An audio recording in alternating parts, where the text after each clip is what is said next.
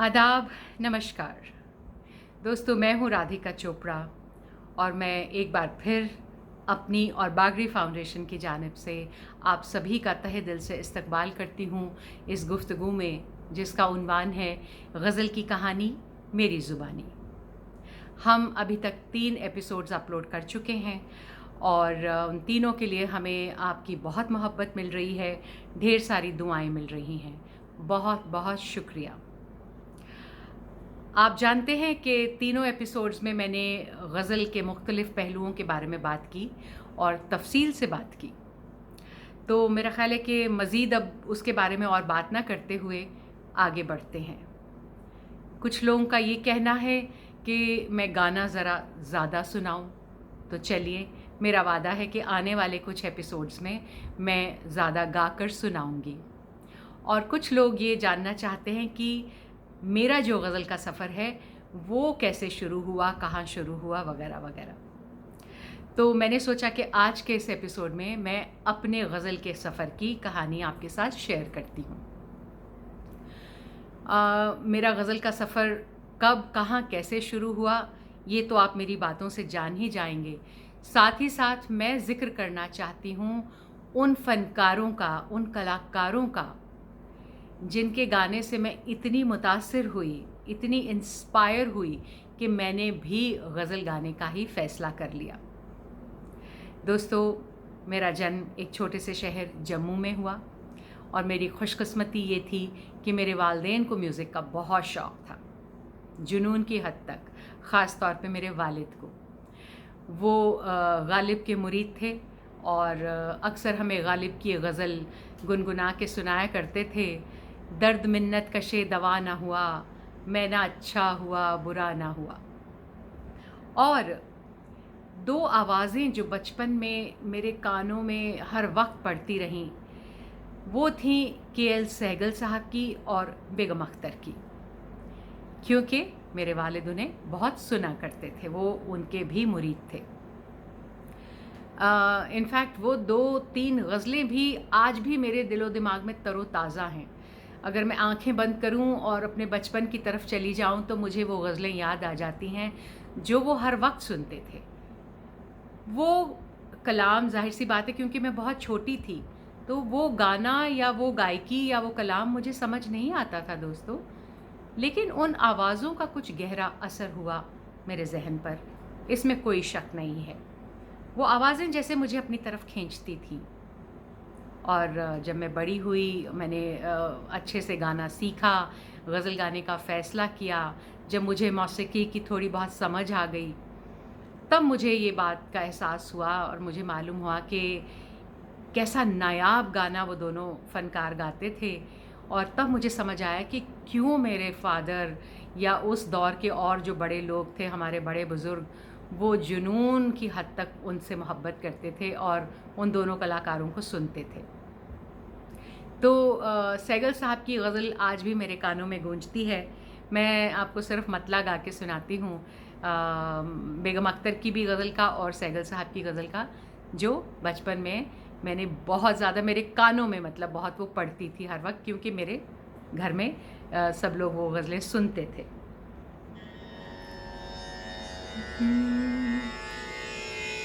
हर एक बात पे कहते हो तुम कि तू क्या है, हर एक बात पे कहते हो तुम कि तू क्या है, तुम ही कहो कि ये अंदाज़े गुफ्तगू क्या है, हर एक बात। एक ये, और एक गज़ल मुझे और याद आती है सहगल साहब की, जो मेरे फ़ादर बहुत सुनते थे। दुनिया में हो दुनिया का तलबगार नहीं हो, दुनिया में हो दुनिया का तलबगार नहीं हो, बाजार से गुजरा हूँ, खरीदार नहीं हूँ, दुनिया में हूँ, दुनिया का तलबगार नहीं हूँ। और बेगम साहिबा की जो गज़ल मेरे कानों में गूंजती है आज भी, वो भी गालिब का ही कलाम है। इब्ने मरियम हुआ करे कोई, इब्ने मरियम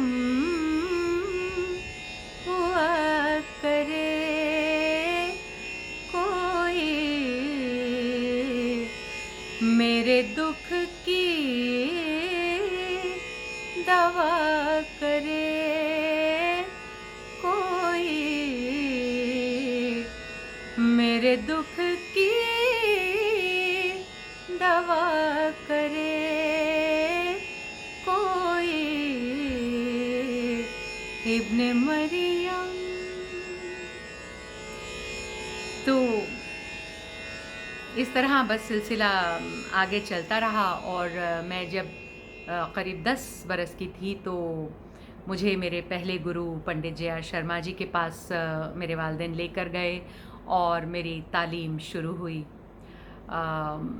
और मैं जब करीब 12 बरस की थी तो मुझे अच्छी तरह याद है कि एक गज़ल का कंपटीशन था, स्टेट लेवल का कंपटीशन था, जिसके बारे में मुझे कंपटीशन से सिर्फ 4 दिन पहले मेरे गुरुजी ने कहा कि मैंने एक गज़ल तुमको सिखानी है, तो वो गज़ल अच्छे से याद कर लो, सीखो और कंपटीशन में जाके गा दो।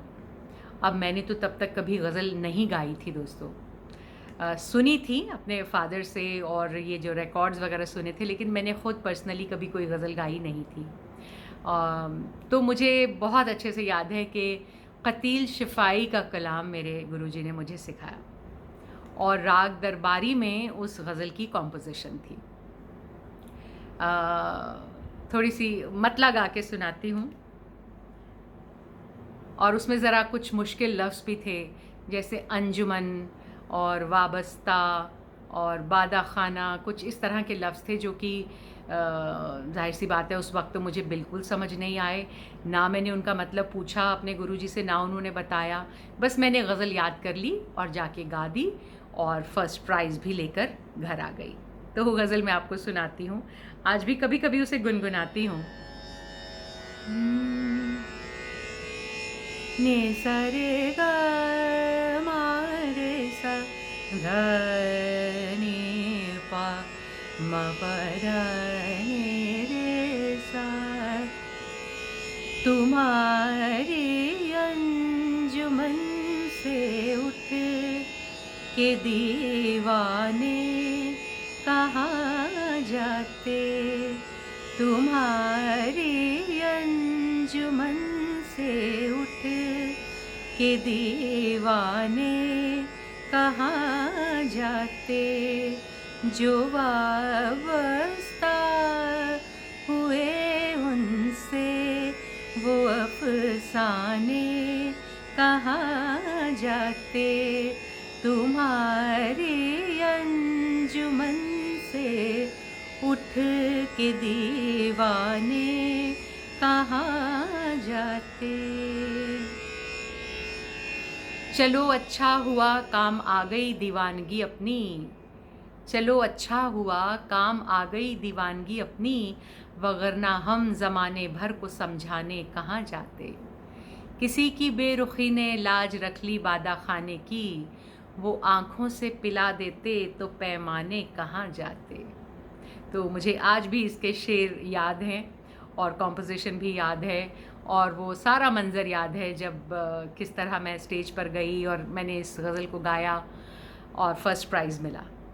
तो उस प्राइज़ से मेरा ख़्याल है कहीं बहुत हौसला अफजाई हुई और शायद हो सकता है कि उस वक्त ही कहीं गज़ल से मुझे मोहब्बत होने लग गई। फिर जब मैं 15-16 साल की हुई तो एक ऐसी आवाज़ मेरे कानों में पड़ी कि मेरे कदम बस रुक गए एंड वो जिसे कहते हैं ना कि my heart almost skipped a beat. वो आवाज़ थी जगजीत सिंह साहब की। उस आवाज़ का मेरे दिलो दिमाग पर, मेरे जहन पे बहुत गहरा असर हुआ दोस्तों। क्या कॉम्पोजिशंस, एक से एक नायाब कॉम्पोजिशन, क्या गाना, वो सादा ज़बान की शायरी ताकि आम इंसान को समझ आ सके। मुझे ऐसा लगता है कि जगजीत सिंह साहब से पहले गज़ल सिर्फ़ एक ख़ास तबके के लोगों तक महदूद थी। घर घर में अगर गज़ल को पहुंचाया तो वो काम जगजीत सिंह साहब ने किया। तो हम भी छोटे थे, बहुत भारी भरकम शायरी तो हमें भी समझ नहीं आती थी, लेकिन क्योंकि उनका जो इंतखाब था वो इतना सिंपल पोइट्री का इंतखाब था कि वो कहीं ना कहीं आपके दिल को छू जाती थी। और जैसा मैंने कहा कि कंपोज़र तो वो मतलब नायाब कंपोज़र थे। मैंने इस तरह की कॉम्पोजिशंस बहुत कम सुनी हैं। और वो जो पूरा उनका एक नए तरह का उनका जो ऑर्केस्ट्रेशन थी, थोड़ा वेस्टर्नाइज्ड जो उसमें एक टच था, वो सब बहुत एक बस क्या कहूँ कि सुनकर ऐसा लगा कि इस तरह की चीज़ कभी सुनी नहीं थी। और मैंने उनकी सारी गज़लें ऑलमोस्ट उस वक्त याद कर ली थी। ख़ास तौर पे जो कॉम्पोजिशंस वो चित्रा जी से गवाते थे ना, वो तो मुझे सारी याद थी और मैं वो कॉम्पिटिशन्स में गाया करती थी और खूब इनाम हासिल करती थी। एक ना एक शम्मा अंधेरे में जलाए रखिए, दर्द बढ़कर फुगा न हो जाए, रात भी नींद भी कहानी भी। और फिर वो डुएट के भी ट्रेंड सेटर थे। तो मिलकर जुदा हुए तो ना सोया करेंगे हम, फिर कागज़ की कश्ती बारिश का पानी। मतलब किसका ज़िक्र करूं किसका ना करूं। जगजीत सिंह साहब की आवाज़ में गम बढ़े आते हैं कातिल की निगाहों की तरह, तुम छुपा लो मुझे है दोस्त गुनाहों की तरह, वगैरह वगैरह। और जब मैंने एलपी रिकॉर्ड पे उनकी तस्वीर देखी तो ईमानदारी की बात यह है कि it was love at first sight. उनसे जो मुझे उस दिन मोहब्बत हुई वो आज तक उसी तरह कायम है और ताउम्र रहेगी, ता क़यामत रहेगी। खूब सुना उन्हें, खूब उनसे मैंने सीखने की कोशिश की, उनका गाना सुन सुनकर बहुत कुछ सीखा। और मुझे लगता है कि मेरा जो फ़ैसला गज़ल को अपना एक प्रोफ़ेशन बनाने का या गज़ल को चुनने का, उसमें बहुत बड़ा हाथ जगजीत सिंह साहब का रहा। उनकी हालांकि सभी कॉम्पोजिशंस मेरे दिल के बहुत करीब हैं। एक जो उन्होंने चित्रा जी से गवाई, मैं वो आपको सिर्फ उसका मतला सुना रही हूँ।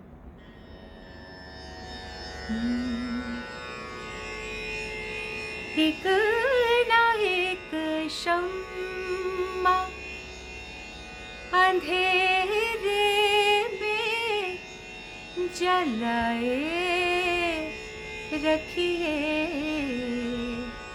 सुबह होने को है माहौल बनाए रखिए, एक ना एक शम्मा।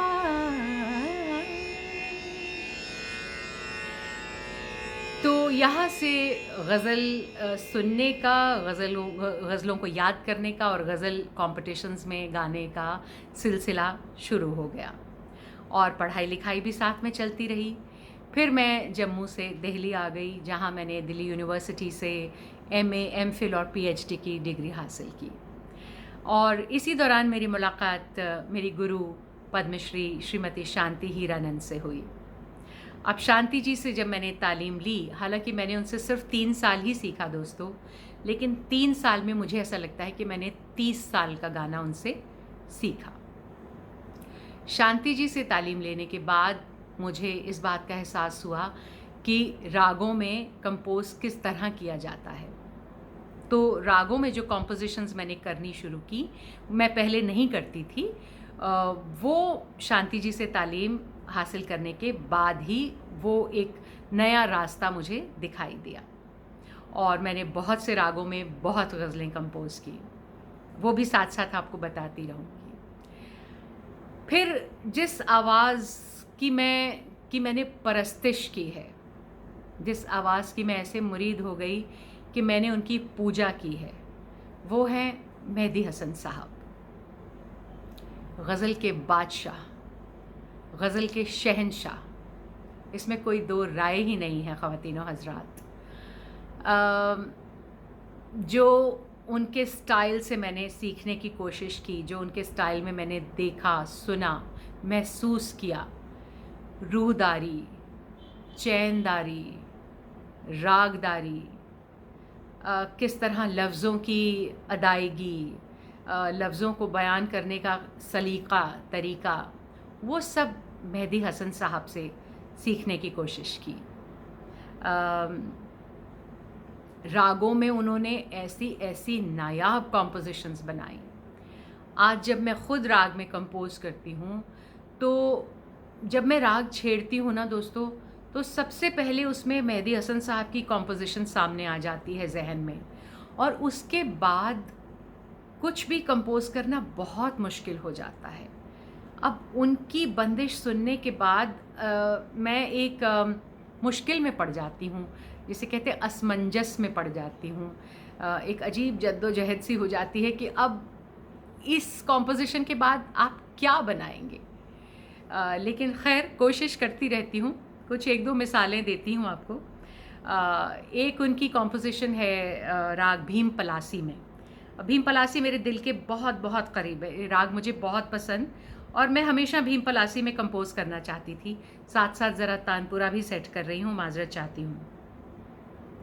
तो एक कलाम मेरे पास आया था एक शायरा का, जिनका नाम है आयशा गाज़ी। तो मैं वो गज़ल भीम पलासी में बनाना चाहती थी, लेकिन जैसे ही आप भीम पलासी छेड़िए,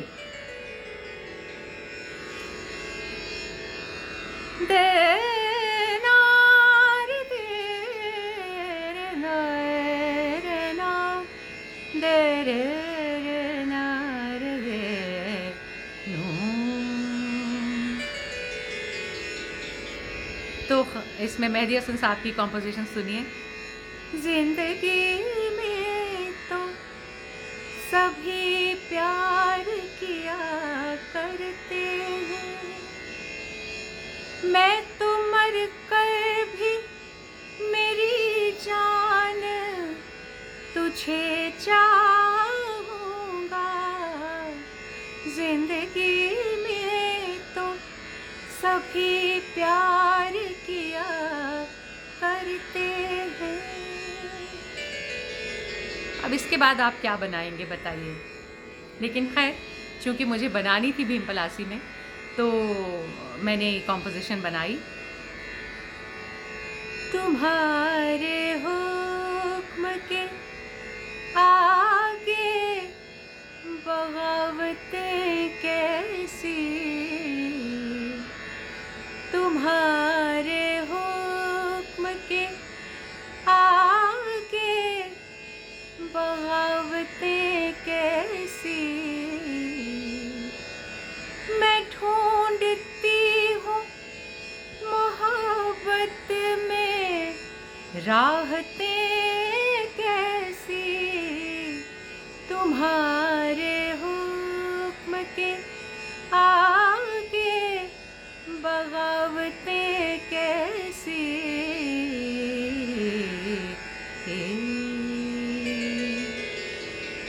बहुत बहुत शुक्रिया। एक और गज़ल का जिक्र करना चाहती हूँ दोस्तों। ये भी बहुत प्यारा राग है, इसका नाम है राग झिंझोटी। बहुत मीठा राग है, बहुत मीठा राग है, और इससे पहले मैंने कभी झिंझोटी में गज़ल नहीं सुनी थी। मेहदी हसन साहब की कॉम्पोजिशन सबसे पहले मैंने सुनी इस राग में। धा सा रे म ग सा रे नी ध प ध सा, गुलों में रंग भरे बादे नौ बहार चले, चले भी कि गुलशन का कारोबार चले,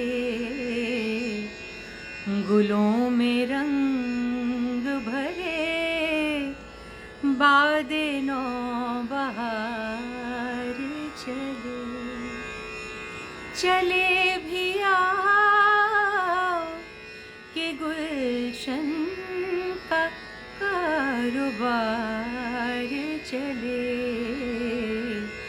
गुलों में रंग भरे बादे नौबहार चले।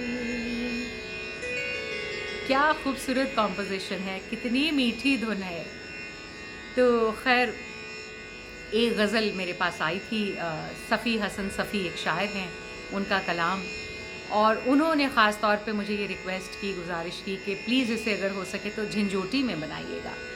तो फिर वही मुश्किल आई, दिक्कत आई, लेकिन खैर मैंने छोटी सी कोशिश की, मतला सुना रही हूँ।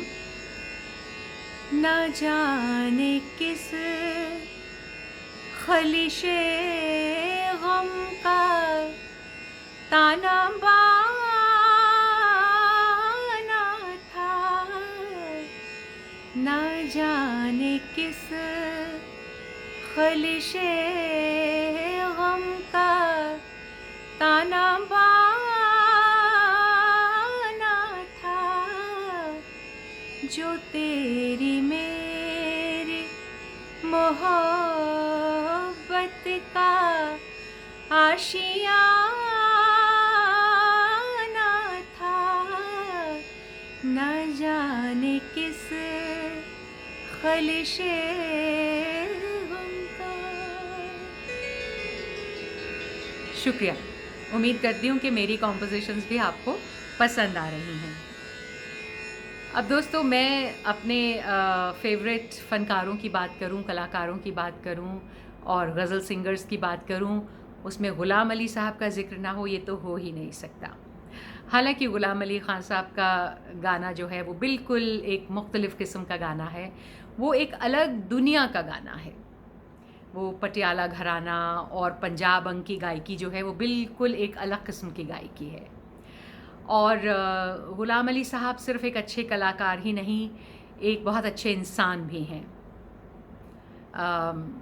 उनका गाना मैंने लाइव सुना है कई मर्तबा, और ईमानदारी से कह रही हूँ दोस्तों कि लाइव उन्हें सुनकर ऐसा लगता है जैसे वो दुनिया का 8वां अजूबा हैं, इस तरह का गाना गाते हैं।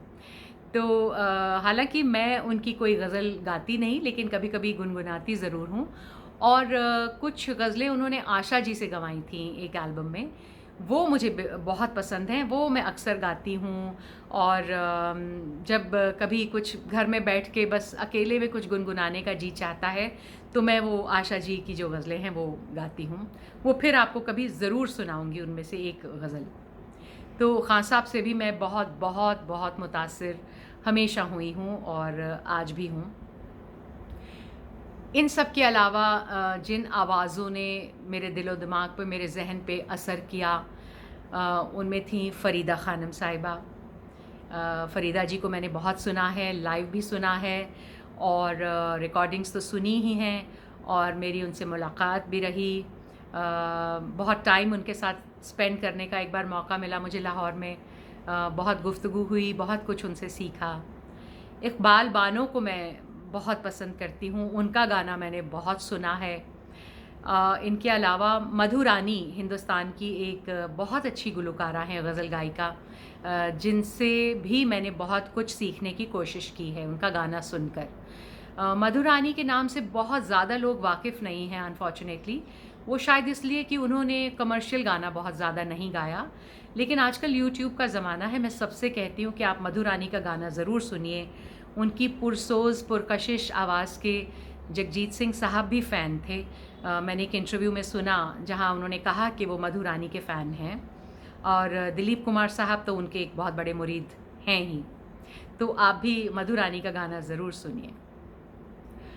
फिर 80s में आप जानते हैं दोस्तों कि एक बस ऐसा दौर आ गया कि आए दिन नए नए हमें रिकॉर्ड सुनने को मिल रहे थे, नए नए फ़नकार, इतने फ़नकार 80s में इंट्रोड्यूस हुए, और गज़ल मेरा ख़्याल है अपने बिल्कुल उरूज पे थी उस वक्त। तो उस दौरान बहुत से नए कलाकारों को सुना, उनमें से 2 आवाज़ों का मैं ज़िक्र ज़रूर करूँगी कि उनका मेरे दिल पर बहुत असर हुआ, मेरे ज़हन पे बहुत असर हुआ। बहुत ही खूबसूरत आवाज़ें, एक हैं चंदन दास साहब और एक हैं छाया गांगुली जी। छाया जी जिनकी गाई हुई एक बड़ी मशहूर गज़ल आपकी याद आती रही रात भर, चश्मे नम मुस्कुराती रही रात भर, वो मैं अक्सर गाती हूँ और बहुत से प्रोग्राम्स में उसकी फरमाइश भी आती है। तो दोस्तों, ये छोटी सी कहानी है मेरे गज़ल के सफ़र की। अब ये आगाज़ कब, कहाँ, कैसे हुआ, ये तो मेरा ख़्याल है इसका अंदाज़ा अब आपको लग ही गया होगा कि बचपन से ही कहीं जो है दिलो दिमाग पे गज़ल ने असर तो कर ही दिया था। और फिर आगे चलकर जैसा मैंने कहा कि जगजीत सिंह साहब का बहुत असर हुआ, मेहदी हसन साहब से बहुत कुछ सीखने की कोशिश की। इन लोगों का गाना सुनकर मैंने बहुत बहुत कुछ सीखने की कोशिश की है दोस्तों। कोशिश हालांकि मेरी हमेशा ये रही कि मेरा जो अपना गाना है, जो मेरा अपना स्टाइल है, उसमें आपको इन सब का असर कहीं ना कहीं शायद नज़र आ जाए, लेकिन फिर भी मैंने ये कभी नहीं चाहा कि कोई ये कहे कि मैं मेहदी हसन साहब का गाना गाती हूँ या मैं जगजीत सिंह साहब का गाना गाती हूँ या मैं बेगम अख्तर का गाना गाती हूँ। कोशिश हमेशा यही रही मेरी। छोटी सी कोशिश है, पता नहीं मैं उसमें कितनी कामयाब हूँ या नहीं। खैर, आप लोगों की बहुत मोहब्बत मिलती है, बहुत सी दुआएं मिलती हैं, मेरी बहुत हौसला अफजाई होती है दोस्तों। तो अब मैं आखिर में आपको अपनी सबसे पहली कॉम्पोजिशन सुनाना चाहती हूँ, जो मैंने राग बागेश्वरी में कंपोज़ की थी गज़ल। बस सिर्फ उसका मतला सुनाऊंगी चूँकि वक्त हो चला है। तो जैसा मैंने कहा कि शांति जी से तालीम लेने के बाद मैंने गज़ल ख़ुद कंपोज़ करना शुरू की, तो ये मैं आपको थोड़ी सी सुना रही हूँ। सनि धनि स म ग म ध नि सा नि ध म प ध ग म ग रे सा रे नि द सा। वो एक नजर में मुझे पहचान गया है, वो एक नजर में मुझे पहचान गया है। जो बीती है दिल पर मेरे सब जान गया है, वो एक नजर में मुझे पहचान गया है। बहुत बहुत शुक्रिया ख़वातीनो हज़रात। उम्मीद करती हूँ कि मेरी आज की ये गुफ्तगू, आज की बातचीत आप सभी को पसंद आई और हमें बस अपने पैगाम भेजते रहिए, अपनी दुआएं भेजते रहिए, हमारे साथ यूं ही जुड़े रहिए। आखिर में अपनी तरफ से और बागड़ी फाउंडेशन की तरफ से आपका एक बार फिर तहे दिल से बहुत बहुत शुक्रिया अदा करना चाहती हूँ। नमस्कार।